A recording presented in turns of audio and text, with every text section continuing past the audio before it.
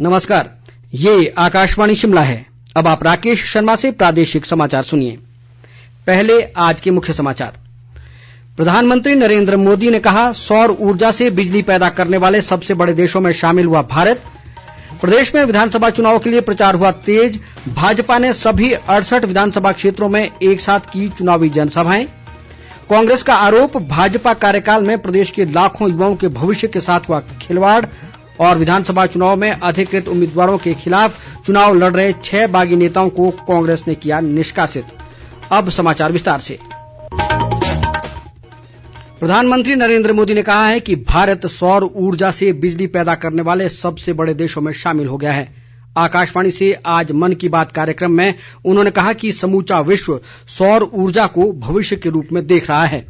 और अधिक ब्यौरे के साथ ये रिपोर्ट।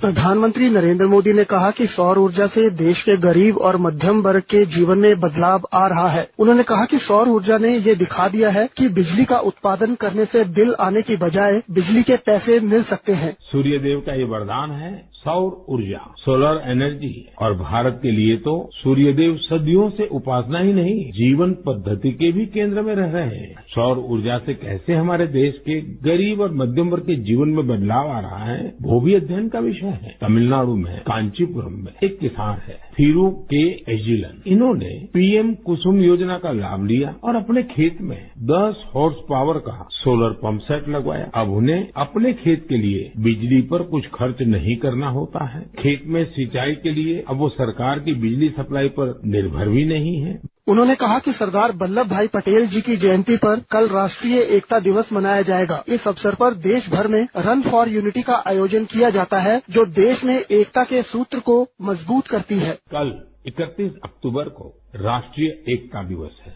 सरदार वल्लभ भाई पटेल जी की जन्म जयंती का पुण्य अवसर है। इस दिन देश के कोने कोने में रन फॉर यूनिटी का आयोजन किया जाता है। ये दौड़ देश में एकता के सूत्र को मजबूत करती है, हमारे युवाओं को प्रेरित करती है। अब से कुछ दिन पहले ऐसी ही भावना हमारे राष्ट्रीय खेलों के दौरान भी देखी है। जुड़ेगा इंडिया तो जीतेगा इंडिया। इस थीम के साथ राष्ट्रीय खेलों ने जहां एकता का मजबूत संदेश दिया, वहीं भारत की खेल संस्कृति को भी बढ़ावा देने का काम किया है। प्रधानमंत्री ने 8 नवंबर को मनाए जाने वाले गुरु पर्व सहित आगामी त्योहारों की लोगों को बधाई भी दी। आने वाली 8 नवंबर को गुरु पर्व है। गुरु नानक जी का प्रकाश पर्व जितना हमारी आस्था के लिए महत्वपूर्ण है, उतना ही हमें इससे सीखने को भी मिलता है। गुरु नानक देव जी ने अपने पूरे जीवन मानवता के लिए प्रकाश फैलाए। दशकों के इंतजार के बाद करतारपुर साहिब कॉरिडोर का निर्माण होना भी उतना ही सुखद है। कुछ दिन पहले ही मुझे हेमकुंड साहिब के लिए रोपवे के शिलान्यास का भी सौभाग्य मिला है। हमें हमारे गुरुओं के विचारों से लगातार सीखना है, उनके लिए समर्पित रहना है। इसी दिन कार्तिक पूर्णिमा का भी है। इस दिन हम तीर्थों में, नदियों में स्नान करते हैं, सेवा और दान करते हैं। मैं आप सभी को इन पर्वों की हार्दिक बधाई देता हूं। उन्होंने कहा कि आज देश के कई भागों में छठ का पर्व मनाया जा रहा है, जो एक भारत श्रेष्ठ भारत का भी उदाहरण है। रितेश कपूर, आकाशवाणी समाचार, शिमला। प्रदेश में 12 नवंबर को होने वाले विधानसभा चुनावों के लिए राजनीतिक गतिविधियां लगातार तेज हो रही हैं। भाजपा के स्टार प्रचारकों और वरिष्ठ नेताओं ने आज सभी 68 निर्वाचन क्षेत्रों में चुनावी जनसभाओं को संबोधित किया। भाजपा के राष्ट्रीय अध्यक्ष जगत प्रकाश नड्डा ने लाहौल स्पीति के काजा में एक जनसभा में कहा कि देश में प्रधानमंत्री नरेंद्र मोदी और प्रदेश में मुख्यमंत्री जयराम ठाकुर के नेतृत्व में विकास के नए आयाम स्थापित हुए हैं। उन्होंने कहा कि आज दुनिया की नजरें भारत की ओर हैं और भारत लेने वाला नहीं बल्कि दुनिया को देने वाला देश बन गया है। जगत प्रकाश नड्डा ने कुल्लू सहित मनाली विधानसभा क्षेत्र के पतली कूहल में भी जनसभाएं की। केंद्रीय सूचना व प्रसारण मंत्री अनुराग सिंह ठाकुर ने नैनादेवी विधानसभा क्षेत्र में विजय संकल्प अभियान रैली को संबोधित किया। उन्होंने कहा कि केंद्र के सहयोग से प्रदेश में अभूतपूर्व विकास हुआ है और भविष्य में भी विकास की गति को थमने नहीं दिया जाएगा। इधर केंद्रीय मंत्री भूपेंद्र यादव ने सोलन जिला के कंडाघाट, जबकि किरेन रिजिजू ने हरोली व ऊना में रैलियां की। पूर्व मुख्यमंत्री प्रेम कुमार धूमल ने सुजानपुर विधानसभा क्षेत्र के लगदेवी में विजय संकल्प रैली को संबोधित किया। प्रदेश भाजपा अध्यक्ष सुरेश कश्यप ने द्रंग में कहा कि कांग्रेस पार्टी के पास नेता, नीति और नीयत की कमी है। भाजपा के वरिष्ठ नेता व मुख्यमंत्री जयराम ठाकुर ने आज चंबा सदर से भाजपा उम्मीदवार नीलम नैयर के पक्ष में जिला की हरिपुर पंचायत में चुनावी जनसभा की। उन्होंने कहा कि पिछले 5 वर्षों में भाजपा सरकार ने प्रदेश में सेवा भाव से काम किया है और राज्य के विकास में प्रधानमंत्री नरेंद्र मोदी का अहम योगदान रहा है। मुख्यमंत्री ने उम्मीद जताई कि जनता भाजपा को भरपूर समर्थन देगी और प्रदेश में फिर भाजपा की सरकार बनेगी। उन्होंने चुराह और नूरपुर में भी चुनावी जनसभाएं की और कहा कि पुरानी पेंशन का समाधान केवल भाजपा ही कर सकती है, जबकि कांग्रेस केवल राजनीतिक लाभ के लिए लोगों को गुमराह करने का काम कर रही है। प्रदेश कांग्रेस प्रचार कमेटी के प्रमुख सुखविंदर सिंह सुक्खू ने कहा है कि भाजपा कार्यकाल में प्रदेश के लाखों युवाओं के भविष्य के साथ खिलवाड़ हुआ है। उन्होंने आरोप लगाया कि सरकार ने चोर दरवाजे से चहेतों को नौकरी दी है और योग्य युवा बेरोजगार घूम रहे हैं। सुखविंदर सिंह ने कहा कि पुलिस भर्ती पेपर लीक मामले की घटना से भी युवाओं के साथ धोखा हुआ है। उन्होंने कहा कि मुख्यमंत्री ने मामले की जांच सीबीआई से करवाने की घोषणा की थी, लेकिन अभी तक भी जांच शुरू नहीं हो पाई है। उन्होंने कहा कि प्रदेश में कांग्रेस की सरकार बनने पर सरकारी विभागों में खाली पड़े पदों को भरा जाएगा। इसके अलावा ठेकेदारी प्रथा बंद कर आउटसोर्स कर्मियों के लिए नीति बनाई जाएगी। कांग्रेस ने विधानसभा चुनाव में पार्टी के अधिकृत प्रत्याशियों के खिलाफ चुनाव लड़ रहे अपने 6 बागी नेताओं को 6 साल के लिए पार्टी की प्राथमिक सदस्यता से निष्कासित कर दिया है। इनमें पच्छाद से पूर्व विधायक गंगूराम मुसाफिर, सुलह से जगजीवन पाल, चौपाल से सुभाष मंगलेट, ठियोग से विजयपाल खाची, आनी से परसराम और जयसिंहपुर से सुशील कौल शामिल है।